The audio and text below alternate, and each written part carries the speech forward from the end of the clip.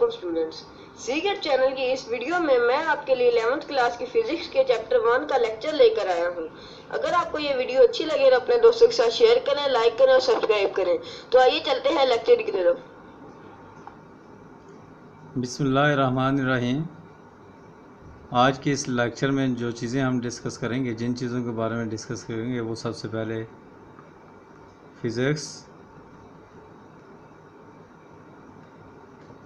फिर branches of physics या areas of physics, फिर इंटरडिसिप्लिनरी एरियाज़ ऑफ फिज़िक्स, फिर role of physics in science and technology, फिर exercise का क्वेश्चन नंबर 1.2 डिस्कस करेंगे। तो चलते हैं कि what is physics. Physics is the branch of science which deals with the study of matter and energy and the relationship between them. Physics science की एक ऐसी ब्रांच है जिसमें मैटर के बारे में स्टडी किया जाता है, एनर्जी के बारे में स्टडी किया जाता है, फिर मैटर और एनर्जी जो है इनका आपस में क्या रिलेशनशिप है इसके बारे में स्टडी किया जाता है। तो साइंस की वो ब्रांच जिसमें मैटर, एनर्जी और फिर मैटर और एनर्जी का रिलेशनशिप जो है स्टडी किया जाता है उसको फिज़िक्स कहते हैं। For example the laws of motion physics deal करती है, the structure of space and time physics deal करती है, the nature and type of forces that hold different materials together इसके बारे में भी फिज़िक्स में पढ़ा जाता है। The interaction between different particles का आपस में क्या इंटरेक्शन होता है, जैसे एक अल्फ़ा पार्टिकल है वो जब किसी मटेरियल के साथ आके इंटरेक्ट करता है तो उसके क्या इफ़ेक्ट्स होते हैं, इस तरह बीटा पार्टिकल्स के क्या इफ़ेक्ट्स होते हैं, और गैमा पार्टिकल्स जो है वो किसी मटेरियल के साथ आके इंटरेक्ट करता है तो उसके क्या इफ़ेक्ट्स होते हैं। तो इंटरेक्शन बिटवीन डिफरेंट पार्टिकल्स इनके बारे में स्टडी किया जाता है, वो भी फिज़िक्स में है। The interaction of electromagnetic radiation with matter के ऊपर जब इलेक्ट्रोमैग्नेटिक रेडिएशन होती है तो उसके क्या इफ़ेक्ट्स होते हैं, ये सारी चीज़ें जो हैं हम फिज़िक्स में स्टडी करते हैं। तो so physics is the branch of science which deals with the study of matter and energy and their relationship. तो ये फिज़िक्स है। उसके बाद ब्रांचेस ऑफ फिज़िक्स या एरियाज़ ऑफ फिज़िक्स, उसके बारे में थोड़ा सा डिस्कस कर लेते हैं। By the end of 19th century many physicists started believing that everything about physics has been discovered. 19th century तक जितने भी साइंसदान थे वो बिलीव करने लगे थे कि फ़िज़िक्स के बारे में जितनी भी चीज़ें हैं वो सारी डिस्कवर हो चुकी हैं। However, further researches gave birth to too many new disciplines in physics। लेकिन ये रिसर्च रुकी नहीं थी, ये रिसर्च होती रही और रिसर्च होते होते कई फिज़िक्स के नए डिसिप्लिन्स जो हैं वो वजूद में आए, जैसे nuclear physics. Nuclear physics physics की वो ब्रांच है विच डील्स विद एटॉमिक न्यूक्लियाई। इसी तरह पार्टिकल फिज़िक्स की वो ब्रांच है which is concern with the ultimate particles of which the matter is composed. कि मैटर किन किन पार्टिकल से मिल के बना है उसके बारे में जिस फिज़िक्स की जिस ब्रांच में पढ़ते हैं वो पार्टिकल फिज़िक्स होगी। ये एक्चुअली फिज़िक्स की ब्रांचेस हैं। Relativistic branch which deals with the velocities approaching that of light, यानी इस रिलेटिविस्टिक फिज़िक्स में उन वेलोसिटीज़ के बारे में पढ़ते हैं, यानी वेरी हाई वेलोसिटीज़ के बारे में पढ़ते हैं जो तकरीबन जिनकी स्पीड जो है जिन लाइट की स्पीड के करीब है। Solid state physics which is concern with the structure and properties of solids की क्या प्रॉपर्टीज़ होती हैं, उसका स्ट्रक्चर क्या है, फिज़िक्स की जिस ब्रांच में पढ़ते हैं उसको सॉलिड स्टेट फिज़िक्स कहते हैं। तो ये 3-4 ब्रांचेस लिखी हुई हैं, लेकिन ये चीज़ याद रखनी है, this list is by no means exhaustive. ये फिज़िक्स की ब्रांचेस ख़त्म नहीं हो गई, इसके अलावा और भी हैं, लेकिन ये एग्जांपल के तौर पे 3-4 जो है यहाँ पे बताई गई हैं। अगर आपने मज़ीद इसकी ब्रांचेस देखनी है तो ये आपको टेबल दिया हुआ है एरियाज़ ऑफ फिज़िक्स, जिसमें मैकेनिक्स है, heat and thermodynamics, electromagnetism, optics, sounds. तो ये सारी फिज़िक्स की ब्रांचेस हैं, इनको आप बुक से देख लें अगर आपको यहाँ से नज़र नहीं आ रहा।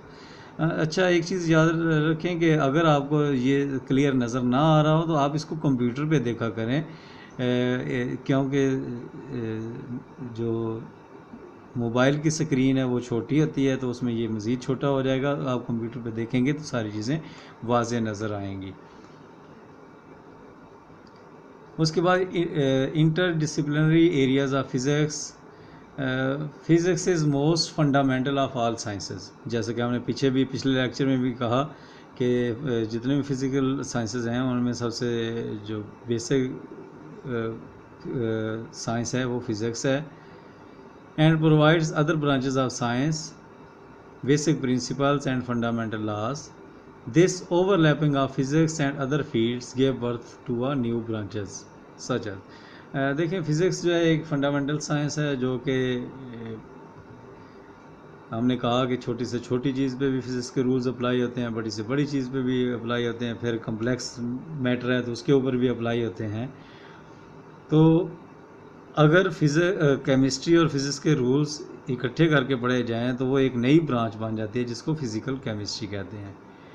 तो फिज़िकल केमिस्ट्री में केमिस्ट्री और फिज़िक्स के दोनों रूल्स मिला के पढ़े जाते हैं। इसी तरह बायोफिज़िक्स, इसमें बायोलॉजी और फिज़िक्स, यानी बायोलॉजी में भी फ़िज़िक्स के रूल्स जो हैं अप्लाई होते हैं, तो वो जो ब्रांच बनती है उसको बायोफिज़िक्स कहते हैं। तो इस तरीके से इंटर डिसिप्लिनरी ब्रांचेस जो हैं वो बनती हैं।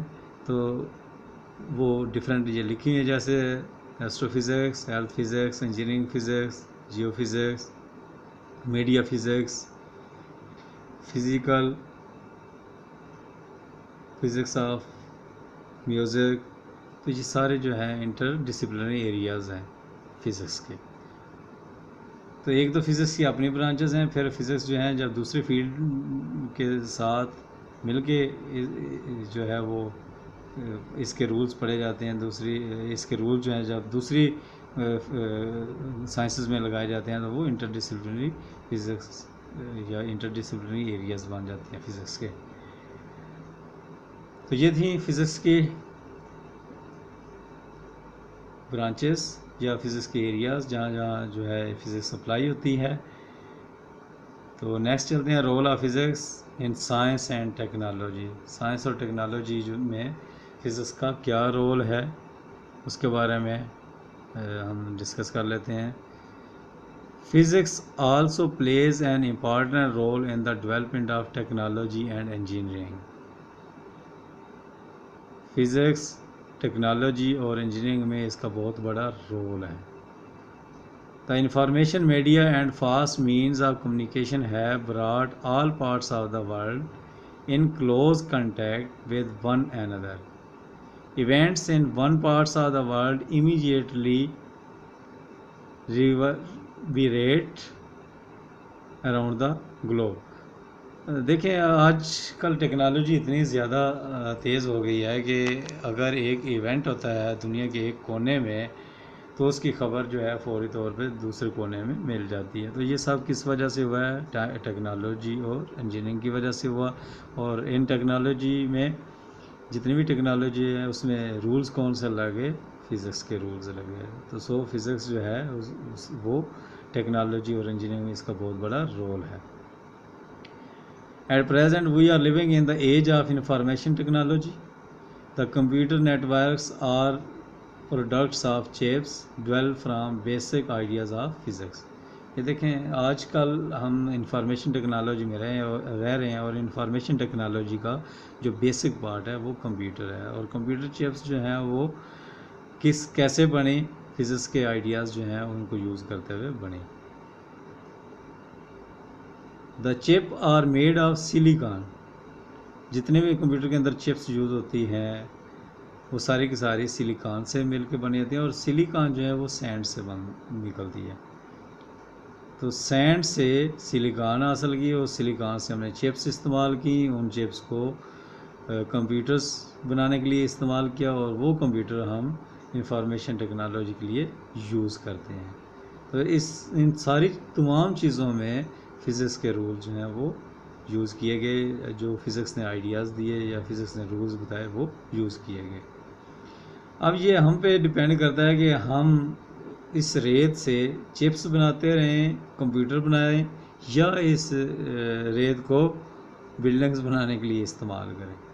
ये अब हम पे डिपेंड करता है। लेकिन फ़िज़िक्स ने हमें रूल बता दिया कि ये रेत जो है इससे ये कितनी कीमती है और इससे आप सिलिकॉन हासिल करें और उस सिलिकॉन से फिर इलेक्ट्रॉनिक्स चिप्स जो हैं वो डेवलप करें।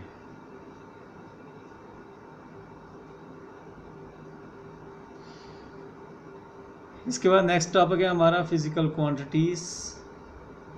All those quantities in terms of which laws of physics can be described and have measurement is necessary to understand any problem are called physical quantities। यानी फिज़िकल क्वांटिटीज़ वो quantities हैं जो किसी चीज़ को अंडरस्टैंड करने के लिए हमें उनकी ज़रूरत होती है। For example mass, length, time, velocity, force, density, temperature, electric current and इसके अलावा कई और फिज़िकल क्वांटिटीज़ भी हैं।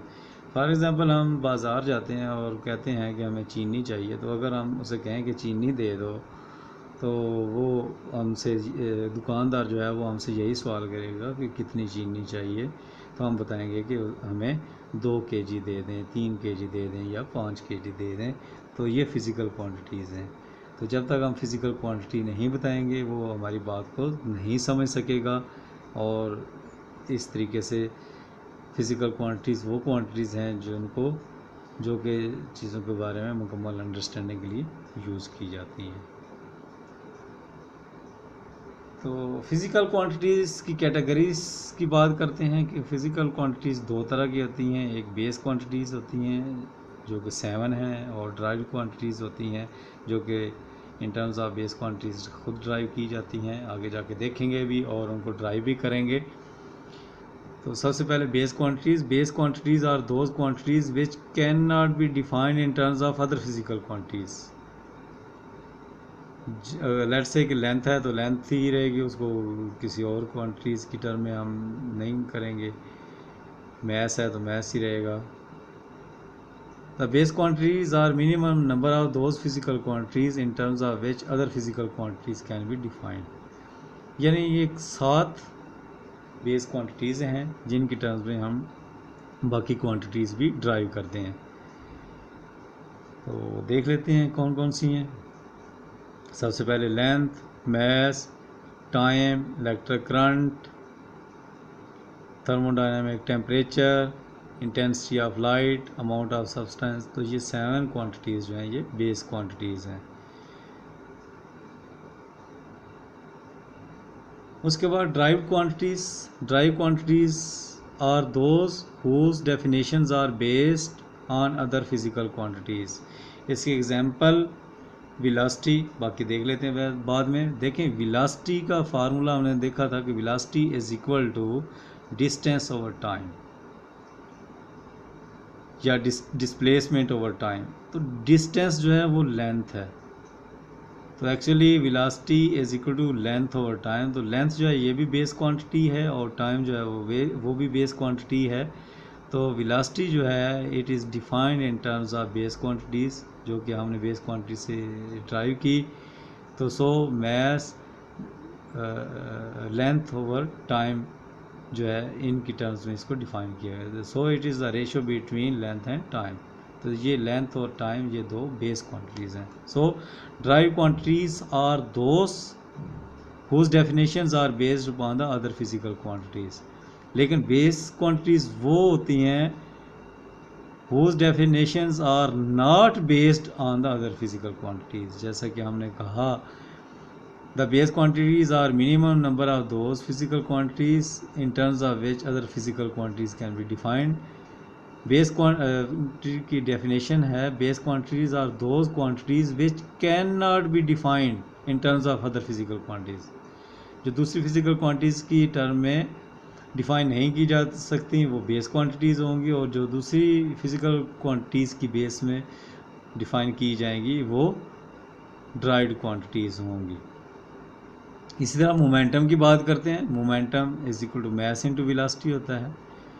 तो mass is the base quantity and velocity जो है लेंथ ओवर टाइम होता है। तो so mass, length and time, ये तीनों जो हैं वो बेस क्वांटिटीज़ हैं। So momentum is defined in terms of other physical quantities जो कि बेस क्वांटिटीज़ हैं। मैस है जिसका केजी यूनिट होगा, लेंथ मीटर और टाइम सेकंड।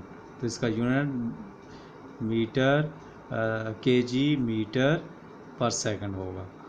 तो those quantities whose definitions are based on the other physical quantities are called derived quantities। तो इसके एग्जांपल्स जो लिखी हुई हैं, वेलोसिटी है, एक्सीलरेशन है, फोर्स है, मोमेंटम है, पावर है, प्रेशर एट्सेट्रा, ये सारे हमारे पास derived quantities हैं।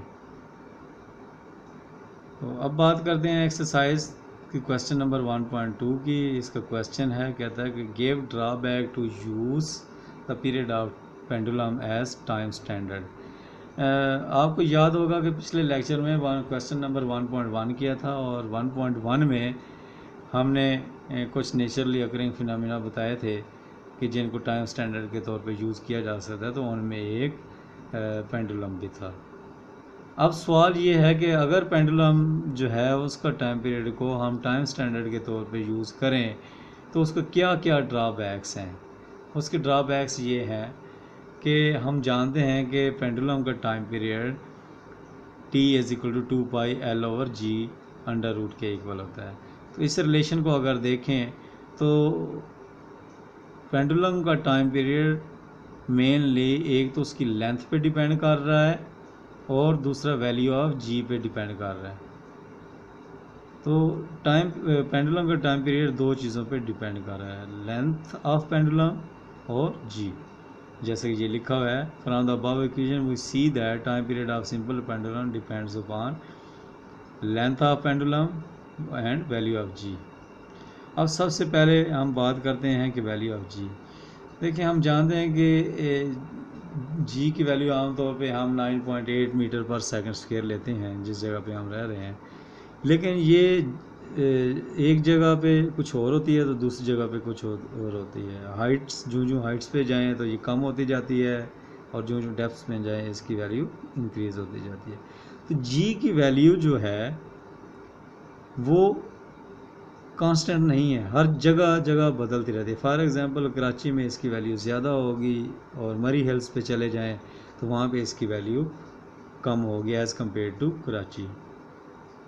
तो चूँकि टाइम पीरियड जी की वैल्यू पे डिपेंड कर रहा है, अगर हम पेंडुलम की लेंथ जो है उसको फिक्स कर देते हैं, और तो अगर उसी पेंडुलम को हम कराची लेके जाएं तो उसका टाइम पीरियड कुछ और होगा क्योंकि जी की वैल्यू कुछ और होगी, और अगर उसको मरी हिल्स पे लेके जाएं तो उसका टाइम पीरियड कुछ और होगा। तो ये वेरिएशन होने की वजह से, जी की वैल्यू में वेरिएशन होने की वजह से हम पेंडुलम जो के टाइम पीरियड को टाइम स्टैंडर्ड के तौर पे यूज़ नहीं कर सकते। एक तो रीज़न ये है। उसके बाद दूसरी रीज़न लेंथ ऑफ पेंडुलम। देखिए, हमने ये पढ़ा हुआ है कि चीज़ें जो हैं वो गर्मियों में एक्सपेंड करती हैं और सर्दियों में वो सिकुड़ती हैं। तो अगर हम एक ही जगह पे लेट्स से एक पेंडुलम रख देते हैं तो जब गर्मियाँ आएंगी तो उसकी लेंथ इंक्रीज़ हो जाएगी, बेशक थोड़ी सी ही हो, क्योंकि उसकी जो भी मटेरियल लेंथ के तौर पे यूज़ होगा, राड होगा या जो भी चीज़ होगी वो एक्सपेंड होगी और सर्दियों में वो सिकुड़ जाएगा। तो लेंथ में वेरिएशन की वजह से सर्दियों में कुछ और टाइम पड़ेगा और गर्मियों में कुछ और टाइम पड़ेगा। तो इसलिए इसके टाइम पीरियड को इस वजह से भी हम स्टैंडर्ड के तौर पे यूज़ नहीं कर सकते। इसके अलावा जब पेंडुलम जो है वो टू एंड फ्रो मूव कर रहा होता है तो एयर रेजिस्टेंस आती है, एयर उसको रोकने की कोशिश करती है, तो जिसकी वजह से उसका टाइम पीरियड डिस्टर्ब हो सकता है। तो ये तीन वजूहात हैं, इन तीन वजूहात की वजह से हम पेंडुलम के पीरियड को टाइम स्टैंडर्ड के तौर पे यूज़ नहीं कर सकते। आज का लेक्चर यही था। तो उम्मीद है कि आपको समझ आ गई होगी। अगर आपको समझ ना आए तो जो है वो कमेंट्स ज़रूर करें और आपके सवालों का जवाब जो है वो दिया जाएगा। आप सवाल ज़रूर पूछें, आप इसको छोड़ें नहीं और इसको समझने की कोशिश करें। उम्मीद है कि आपको समझ आ जाएगी। तो आज के लिए इतना ही काफ़ी है। तो अल्लाह हाफ़िज़।